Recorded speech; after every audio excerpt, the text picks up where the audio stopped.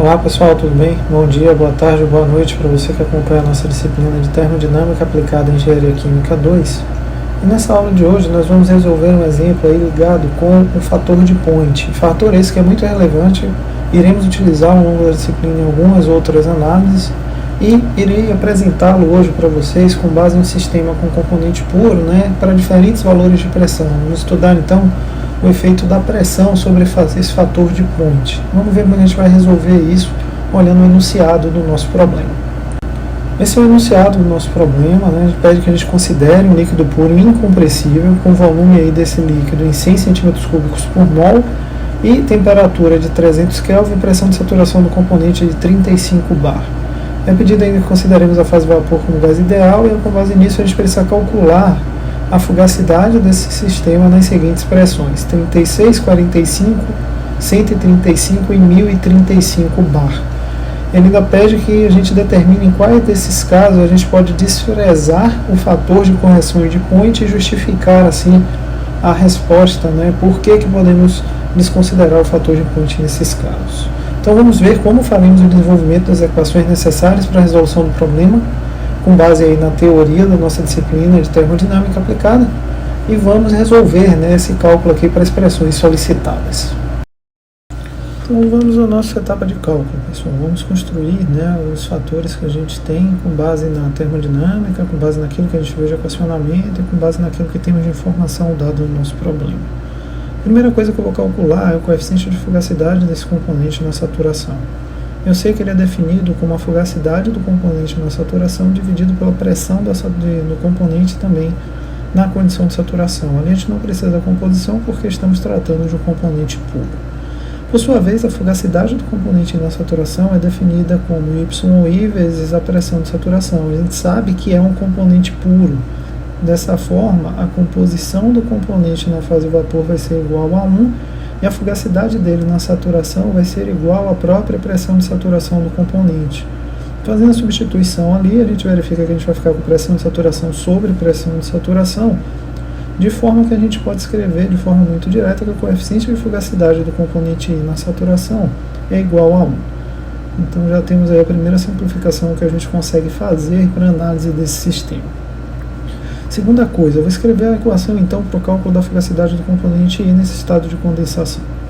Primeira coisa, a pressão do componente I na saturação vezes a fugacidade do componente I na saturação vezes o fator de correção dado pelo fator de Point propriamente dito, que é definido como exponencial do volume do componente I no estado de condensação, que multiplica a pressão menos a pressão de saturação do componente, tudo isso dividido aí por R multiplicado pela temperatura do sistema. Então, com base nessa expressão, a gente já tem a primeira correção, que é a própria coeficiente de fugacidade no estado de saturação ser igual a unidade, uma simplificação que a gente pode aplicar aqui para esse cálculo. E já verificamos também que os demais dados do problema a gente possui, a gente tem a pressão de saturação, o volume de condensado, as pressões na qual a gente quer calcular, a pressão de saturação e o valor da temperatura. Resta para a gente apenas determinar o valor da constante universal dos gases, que também é muito fácil de ser encontrada em tabelas aí, E para esse caso específico, com base nas unidades que foram fornecidas, ela tem esse valor aí demarcado. Então, com base nisso tudo que a gente tem já levantado, a gente pode efetuar o nosso cálculo, e para isso eu vou efetuar esse cálculo com auxílio aí do software Excel. Agora que já temos o equacionamento, vamos passar com o auxílio aí do software Excel a realizar os nossos cálculos. A primeira coisa que eu vou fazendo aqui é transferindo o nosso conjunto de dados, que é aquilo que nos foi fornecido pelo problema, para uma planilha.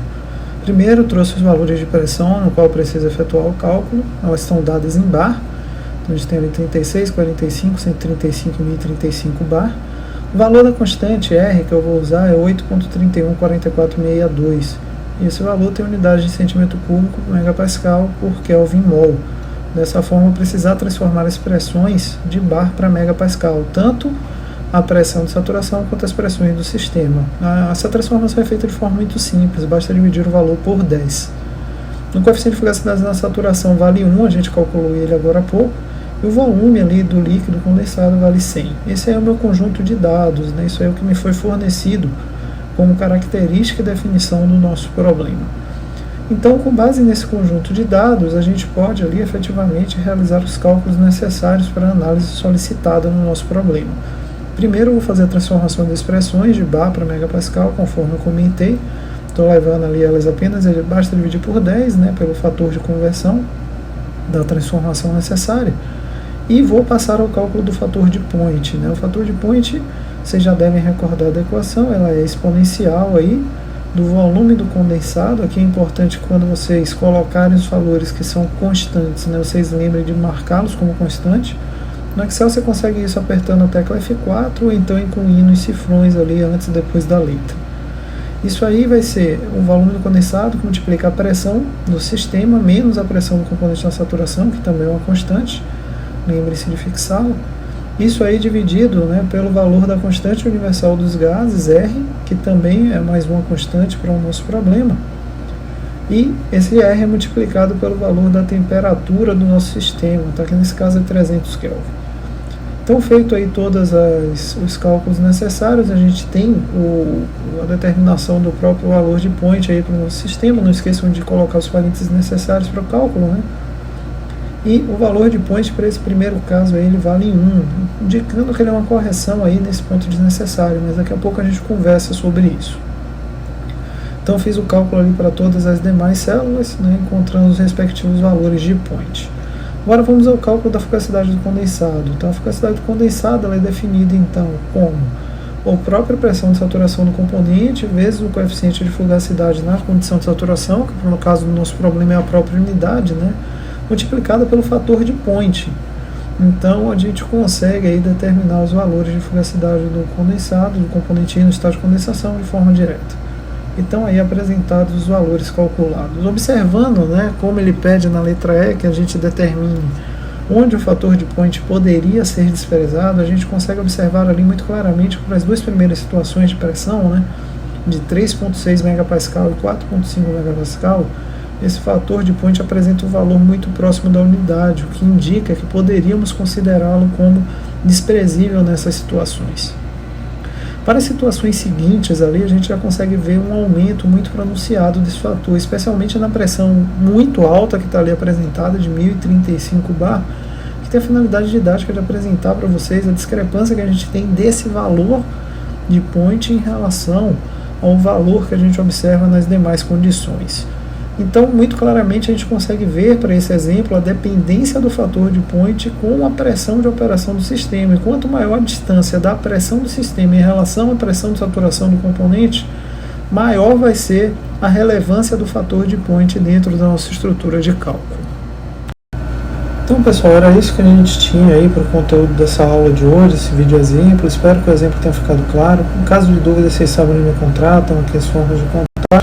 A gente se encontra então na próxima aula da nossa disciplina de termodinâmica. Até lá!